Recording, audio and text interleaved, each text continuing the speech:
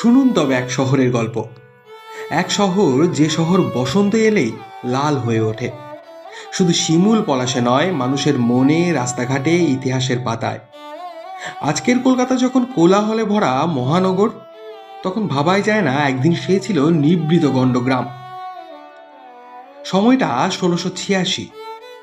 যোগচার্ণক যখন প্রথম এ ভূখণ্ডে পা রাখেন, তখন কোথায় এই বাবু সমাজ আর কোথায় এত বড় বড় অট্টালিকা।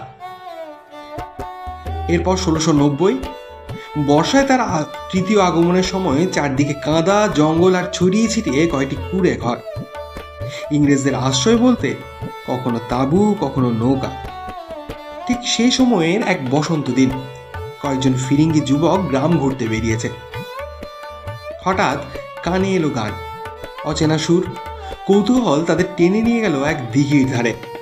আর সেখানে গিয়ে তারা যা দেখলো তাতে চক্ষু চড়ক গাছ।